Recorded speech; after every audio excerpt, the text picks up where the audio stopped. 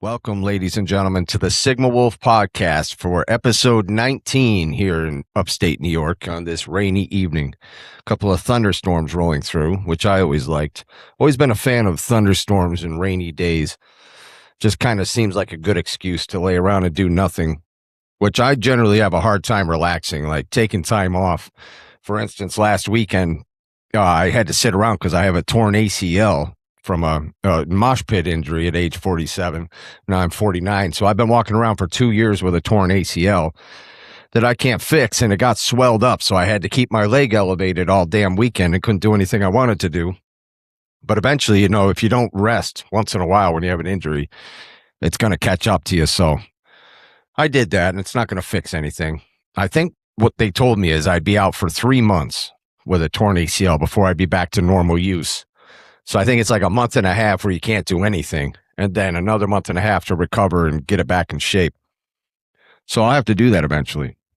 Boy, was that stupid. What a dumb thing to do. We had a benefit concert for a band. There used to be this band called Hammer Mill back in the day. It was a heavy metal band. There was a pretty cool heavy metal hardcore scene up here around Cortland and in Ithaca. They had the Haunt. And anyways, Hammer Mill was a real popular band back then, and I kind of came of age from the beginning of that band, and I used to draw some of their T-shirts and was friends with people, and I was at the early practices of that band before they even had a lead singer, where they were just playing like White Zombie and Korn covers and trying to figure out what their sound would be, which turned out to be awesome. I mean, it was really good shit, popular band. Well, anyways, they hadn't gotten together to play in a long time. And this poor guy that was associated with the band back in the day came down with cancer, and they were trying to have a benefit concert and come back after 25 years of not playing to raise money for him to help him through that time. And God rest his soul, he ended up passing before the benefit concert could happen. So they turned it into like a memorial concert.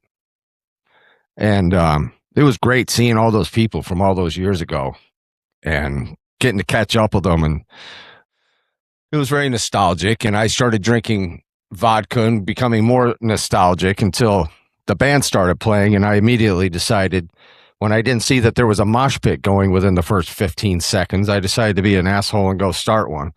So that's what I did. I hear, half of these people are like mourning family members that they lost this loved one to cancer, and I decided to start a mosh pit, and I'm like pushing people out of the way. And so, I think I probably pissed off half of them that didn't even know what was going on. But I just remember seeing the women and children start to scurry off to the sides. This isn't kid friendly anymore. So anyway, I made sure it got good and started. I went through there a few times, and, obviously people were starting to say, well, maybe that was enough. 3 times through the mosh pit with your old ass was plenty. But I decided to go through again. And it's always that last time through that gets you. And sure enough, I got in that mosh pit, and somebody came up and throttled me, and I just felt like something break loose in my knee, which was, I was just like, oh shit, just such regret as I feel my tendons snap. And I go flying through the air. And then, of course, you don't get hit once in a mosh pit. So I remember getting launched across to the other side of the mosh pit. And as soon as I got there, somebody came up and hit me again, because I'm the asshole that started the damn thing. So I got shoved through the air another 20 feet in the opposite direction and really broke it loose. And I haven't ever gotten it fixed, man. I don't have time. I got a family to provide for. So I work on this stupid old knee after my mosh pit accident, which, is a good story for how you got a torn ACL, I guess. It's better than like bending down to get the newspaper and I tore my ACL, but still pretty foolish. So I try not to do stuff like that again. I try not to pick fights. I've really calmed down a lot. Now that my relationship is so much better, I'm not so hot under the collar. I was getting a short fuse with people. There's no doubt. And a few people in my life will know that directly.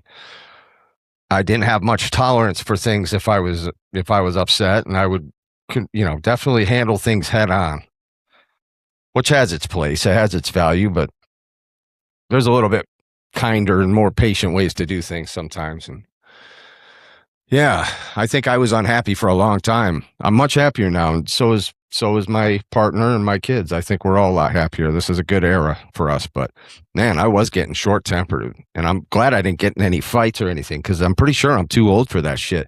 A lot of us older guys, especially us TRT guys that, you know, get a little bit of youth back in us, we start thinking we're tough, and then you start talking shit to the wrong person, and they tear every ACL in your body if you're not careful. So, I handle mine. I stand on business, but you got to be careful how much business you stand on out there in the world. You can't have a battle over everything.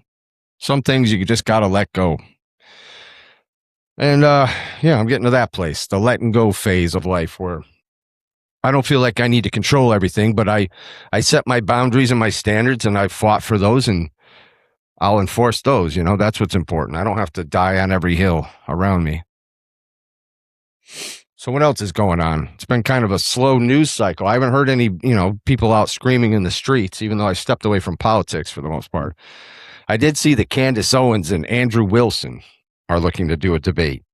And for those that don't know who those people are, both are conservative, I'd say, commentators, definitely right-wing. Candace Owens seems to have broken harshly from the Republican Party, so we won't associate her with that. But definitely in the conservative movement, she's a player.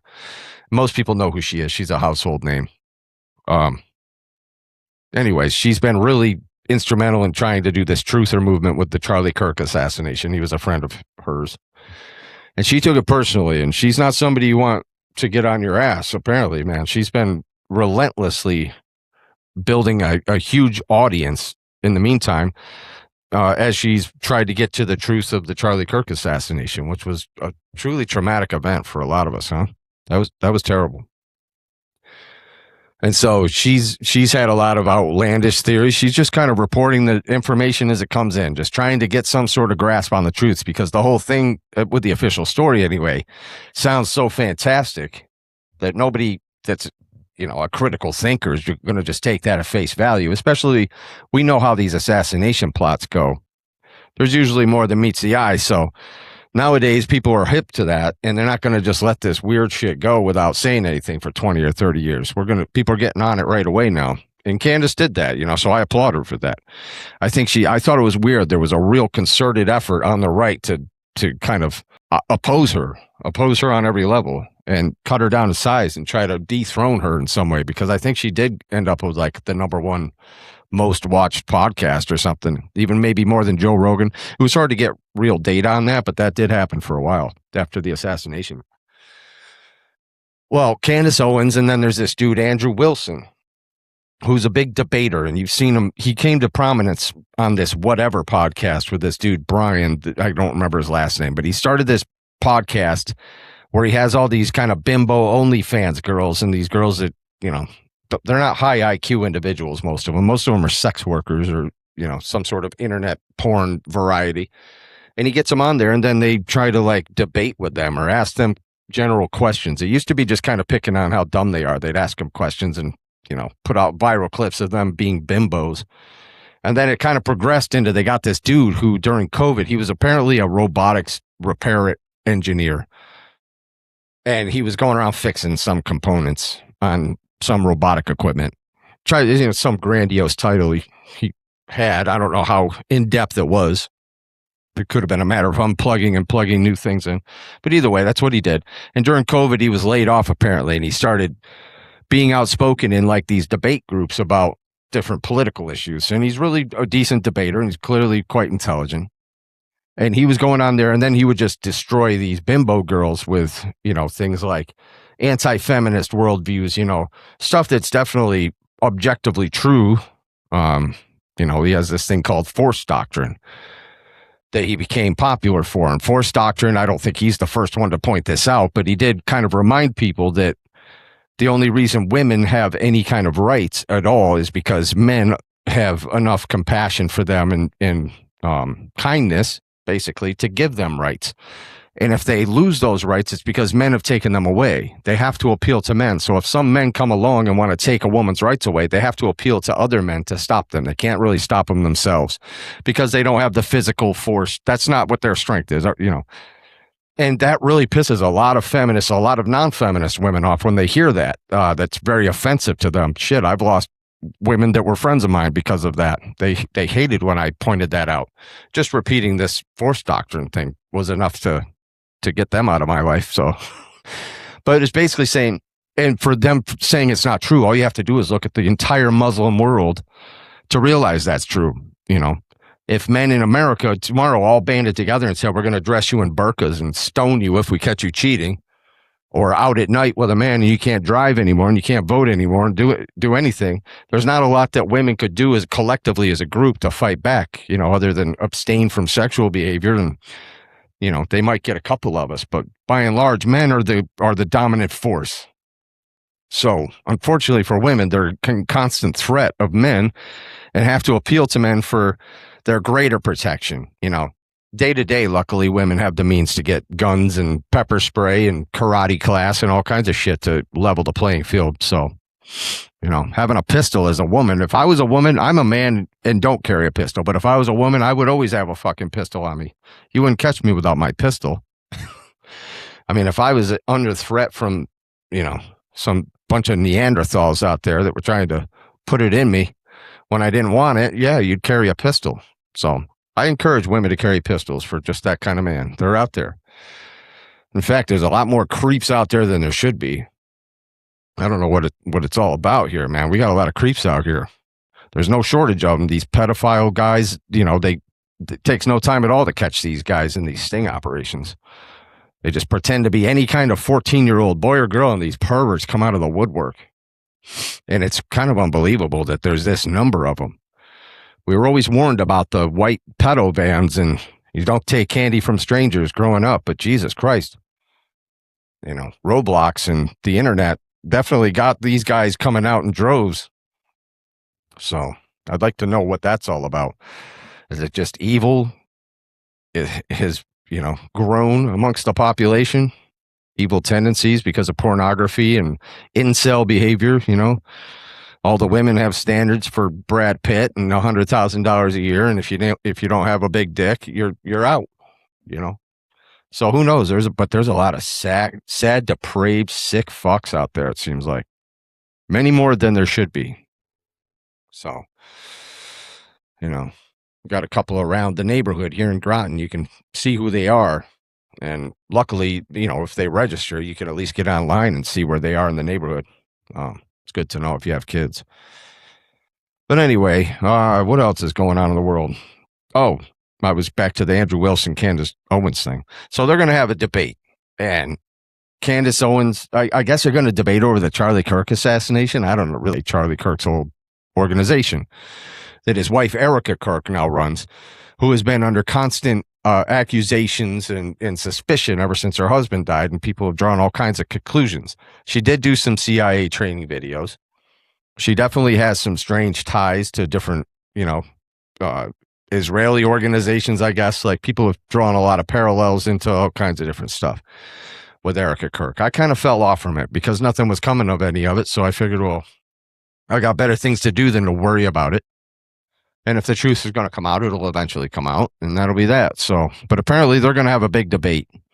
And Candace Owens is 7 months pregnant and said she won't debate Andrew Wilson unless he's a chain smoker. She said, you can't smoke around me, and you have to come to me. And I don't know, there was some number thrown around, like they offered her $300,000. So apparently Turning Point USA or some donors behind Andrew Wilson are paying him. And what I was trying to say before is he came to prominence during COVID. He was an engineer who then built this big following by going on the Whatever podcast and destroying these girls with his force doctrine spiel. And now he's had a show that whole time that's grown a pretty decent following called The Crucible. So anyways, these two are going to debate. Who gives a shit? I could care less. I'll just wait and find out after. It's like the latest UFC fight. I'll just wake up in the morning and find out what happened. I don't really need the play-by-play, blow-by-blow at the moment. But I don't really follow either one of them. In fact, I can't think of anybody I do follow these days. There's just nobody that really tickles my fancy. I used to watch a lot of Tim Pool, and he's just kind of annoying to me now. He's kind of a dick. And everything's real intense, fear-mongering. He's done a great job, blending tabloid journalism with 24-hour news cycle, basically. The guy's always on something. But it just I just got bored of him. So I stopped listening to Tim. I used to listen to Jimmy Dore, who's an old leftist comedian who's really kind of in the middle. He's very, centrist, I'd say at this point. But I don't really listen to him much either. So I'm not sure who to listen to these days. Who are y'all listening to? Who's good out there? Give me some new people to watch. I'd like some up-and-comers that are just kind of off the beaten path that have good content. I guess if they're any good, you usually hear about them. So, yeah, let me know in the comments if there's somebody I should jump back on board into politics with. But it's been a nice break from politics. I haven't missed it. Well, anyways, we'll wait and see what happens with that. As far as my personal news, if anybody's listened this far and gives a shit, things have been going really well. I think that we came to some real understandings as we've gotten back together. So basically, a lot of the things I complained about before, these things have now been addressed and changed. And when they happen, they get tackled head on. And we're able to, you can change behavior patterns. Both of us have changed our behavior massively. We couldn't continue doing the same things and work this relationship out. That's not how that works. So we've had a reinvention of self. Both of us have. And she's definitely behaving in a whole different way, just like I am. We have a real big mutual respect for each other. We don't want to lose each other, and we want to cherish each other. So all these things have really helped to build a strong bond. And I hope if you're having trouble in your relationship out there, I can recommend taking a break. It's going to suck, but if you're really at your wit's end, but you really want to stay together for the sake of your family, taking a break was so necessary and so helpful in my life. And yeah, it was crazy to do it openly and publicly, but whether you do it publicly or not, it's usually public in some way when there's a long-term couple that breaks up in the community. But yeah, take a break and sort your shit out, and don't come back to the table with each other until you're ready to fix things. It took us like a couple of months of being apart before we could really just shed that old self. Like, that old person's dead. My old self is dead. The one before, I basically came out here and shed that skin. And she was up there in the big house shedding her skin. And we've metamorphosized into better versions of ourselves. And I think that extends, even with the children and stuff, where, I'm being much more present with my children. And I'm so grateful that they're still young. You look at them and they grow up so fast. And every once in a while, I'll just turn back and be like, oh, thank God, they're still little kids. We've got the teenage years coming, and it's a scary time. I'm trying to keep them innocent, at the same time keep them informed. And I think I'm doing a better job keeping them informed than innocent, because the two they're a little ahead of their years with certain things. They watch a lot of YouTube and stuff. It's hard to keep your kids innocent, but I know some people do, and it's good. I guess I'm constantly fatalistic, thinking I have to inform my children in case something happens to me. I don't want them to be at too big of a disadvantage in life. So I've raised my oldest son to be my replacement, basically. And he's going to be a good one. I can tell. I've done a good job with that. So anyways, the relationship's going well. I would love to get in depth and just share every little piece of it, because I think it's interesting. It's an interesting study of how two people who've been in a long-term relationship can just kind of nuke the whole thing and then put it back together, just build something new out of that after all that time. And it really feels new. It's not contrived. It's not like we're just pretending this. It's real. It's like a whole different relationship that we've never had before. We've totally reinvented it. Of course, it still has some aspects where it's still the same people, but the behavior that we show each other, the respect, the patience, the care, the love, the intimacy, it's all increased massively. And it's like, that's where things are now. And God willing, they'll stay there and only get better. And if they don't, in another 5 years, I'll move down to the damn playhouse and we'll do it all over again. And maybe I'll have a ACL that's fixed by then, and something else will be wrong. You know how it goes. God, I picked up some stuff trying to clean off our porch so a house painter could get some work done around here. And I was carrying lattice, pieces of like half sheets of 4x8 lattice. So these were like 4x4 sheets or whatever. And I'm carrying them two in each hand, overdoing it because you're just trying to get the damn job done. And I guess I dug into a vein and I did something called Mondor's disease. And, I asked AI, all of a sudden I had a painful lat. And then I looked and I had like a big line that was red and swollen. And apparently it's a big superficial vein that's clotted. So I freaked out. You hear blood clot, you don't want that. But apparently the difference is if it's a superficial vein outside, it's not as life-threatening, or it's not life-threatening at all. If it's a deep vein thrombosis, then you got a problem. So the deeper the vein, I guess the quicker it goes to your heart and it'll kill your ass. So this isn't dangerous, but what a weird thing. Apparently it's pretty rare. So one thing after the next happens, If you're feeling good at age 49, just be happy, because in a couple of days you're going to sprain your ankle and bump your freaking head and, piss out of your ass. It's just the age you're at. And you just take the good with the bad, and you have as many good days as you can. And I hope you all have a good day tomorrow. We're almost through this week, and enjoy the summer. It's winding down here. The end of August is always nostalgic to me and kind of melancholy as fall comes on. So really, really get the most out of these last few weeks of summer. And I hope everybody's doing well out there. And I love y'all. And if you're feeling down, reach out to somebody for help. And if you're feeling happy, then, share that. Give somebody a compliment that needs one. And I'll be thinking about y'all out there and praying for you. It's always good to hear from people. So if you see something interesting, I've got to catch up on the news and shit. So send me articles if you would. I'm kind of lazy and I need help. I need a news crew. Anyways, I love y'all out there. Take care, and we'll see you next time on Sigma Wolph Podcast. I'm Brian Dates.